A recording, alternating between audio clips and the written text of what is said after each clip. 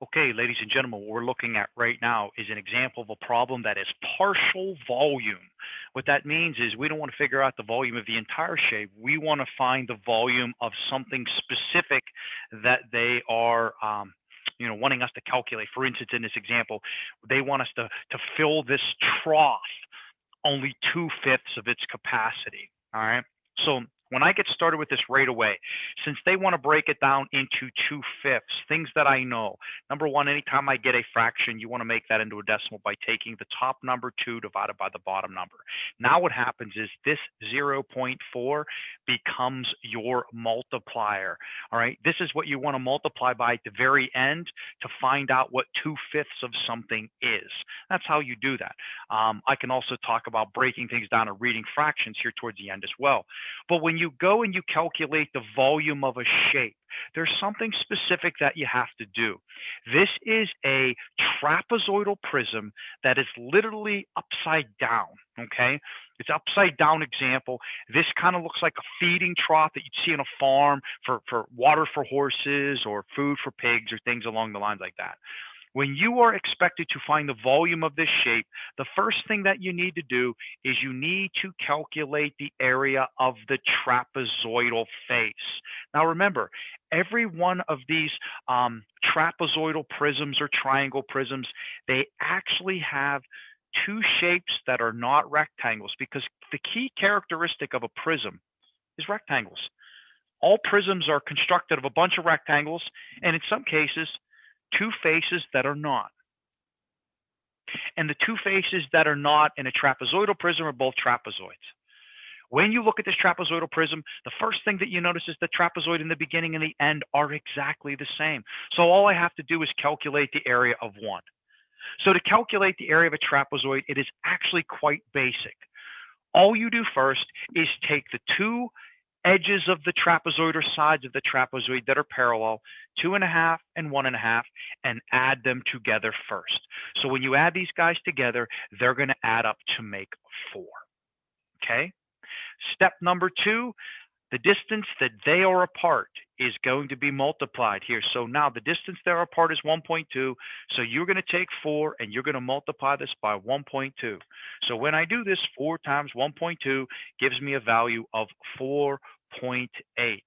But I'm not done, because the last step in finding the area of a trapezoid is I can either do one of two things. I can either multiply it by 1/2, or I can divide by 2, because when you multiply something by 1/2 or you divide by 2, you get the same thing. So what I like to do is I like to divide by 2, and when I divide this by 2, I get 2.4. And 2.4 is the area of the trapezoid.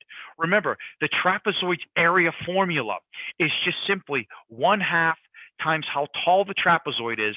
This h right here is the value that you are traveling from parallel side to parallel side. And then the second part of that part is going to be taking the bases and add them together. And B1 and B2 are the parallel sides. All right. So this is just always the method that I go through when I calculate the area of a trapezoid. I add B1 and B2 first, the parallel sides. Then I multiply it by how far apart they are. That's the height. And then I take 1/2. All right. So the area of the trapezoid is 2.4. The next thing that you need to do to find the volume is the distance. The important thing is the distance between the trapezoids. In my prism here, the trapezoids are 10 feet apart. So now what I have to do is I have to take right here the area of the trapezoid and multiply it by the distance that the two trapezoids are apart. And then what I get is 24 is the volume of the entire trough. So 24 is the entire trough. And then I got to think back and say, oh, well, what did I want to find the volume of? Well, I wanted to find 40%. I wanted to find 2/5, which is 40%, which is 0.4 as a decimal.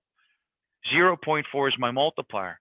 So when I take 24 and I multiply this by 0.4, I end up getting my answer to this question, which is 9.6 feet cubed. And that's that. That's essentially what you had to do. Now I want to add a little something here. I want to talk about another strategy or another way that you could have done this, okay? So now let's go back to this. So once again, I go back and I find the volume of the trapezoidal prism, and the volume of the trapezoidal prism was 24. Now, if you have knowledge of fractions, okay, remember the bottom of the fraction, the denominator, is how many pieces you're breaking something down into. So if the overall volume of this trough filled capacity is 24, if I were to take this guy and I were to divide it by 5, breaking this thing down into 5 equal pieces, I want you to see something. What would happen is when I divide this by 5, one of my pieces would be 4.8. That, ladies and gentlemen, is 1/5. What happens is if I add 4.8 to itself 5 times, if you were to add this up 5 times, what happens is you will get 24. Each time you add 4.8 up, you're adding 1/5. So what we wanted is we wanted 2 of those fifths. So when you take 4.8 and you add that to 4.8, again, this is going to give us 9.6, the answer we wanted in the first place. I mean, you could even went to an extent of using a bar model with talking about fractions, but this is what you have to do when you have the partial volume of a geometric shape. I hope you found this both helpful and informative.